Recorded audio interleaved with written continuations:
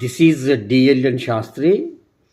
ఈ advocate protection act కోసం లక్ష్మీశెట్టి కృష్ణప్రసాద్, ఈశ్వరయ్య అనే ఒక అడ్వకేట్లు నంద్యాల జిల్లా డోన్ బార్ నుంచి పాదయాత్ర చేశారనే విషయం మీకు తెలుసు.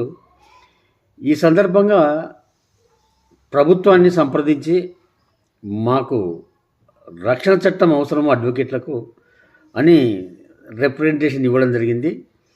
గౌరవ నారా లోకేష్ గారు మంత్రివర్యులకు ఇవ్వడం జరిగింది.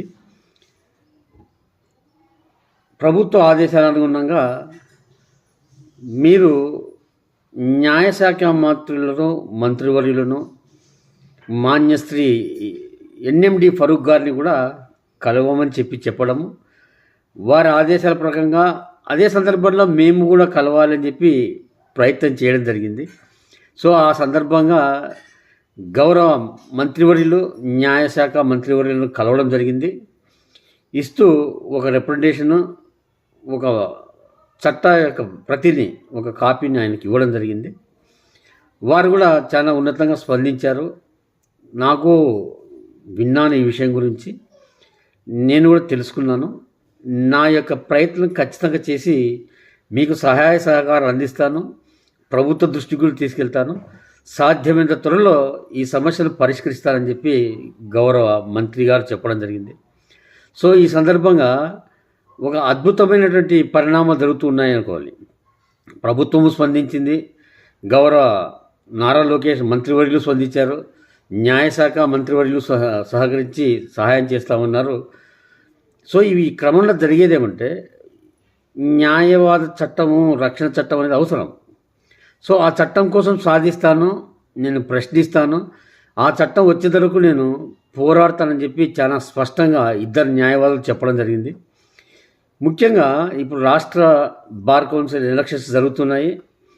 నేను పోరాడతాను, న్యాయవాదుల కోసం నిలబడుకుంటాను, ఎటువంటి సమస్యకు వచ్చినా నేను ముందుంటాను అని బహిరంగంగా ప్రకటిస్తూ ఉన్నారు ఈ లక్ష్మీశెట్టి కృష్ణప్రసాద్ గారు.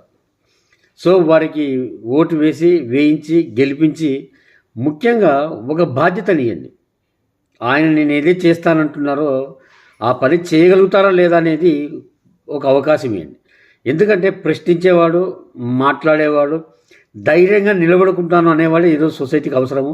ముఖ్యంగా జూనియర్ న్యాయవాదులారా ఒకసారి ఆలోచించుకోండి. మీకంటూ రక్షణ అవసరము.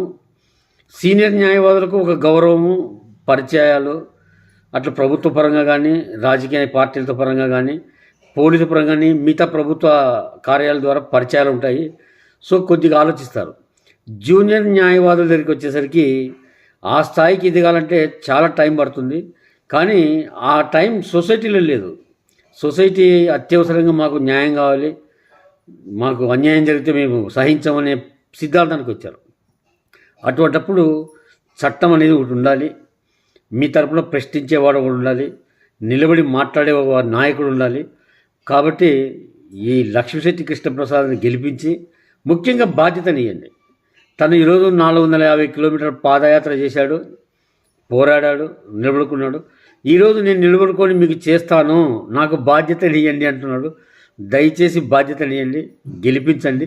చూద్దాం ఆయన ఏమి చేస్తారో, ఏమి చేయగలుగుతారో చూడాలి. ఎంతోమంది ఇన్ని రోజులు సెలెక్ట్ అయ్యారు, వాళ్ళు పోతూ ఉన్నారు, వాళ్ళు చేసే ప్రయత్నం చేస్తూ ఉన్నారు. కానీ ఎవరు రాలేదు ఈరోజు స్వతంత్ర భారతదేశంలో, విశిష్టమైన భారతదేశంలో, 140 కోట్ల జనాభా గల దేశంలో ఒక అడ్వకేట్ కోసము, అడ్వకేట్ రక్షణ కోసం నడిచిన వీరిద్దరు వ్యక్తులు, ఈ ఇద్దరు న్యాయవాదులు ఈరోజు అన్నిటికీ మేము నిలుడుకుంటాము, మేము ధైర్యంగా ఉంటాము, మేము ప్రశ్నిస్తాము అంటున్నారు. కాబట్టి వారికి ఓటు వేయించి గెలిపించి ఒక బాధ్యతను ఒప్పజెప్పండి.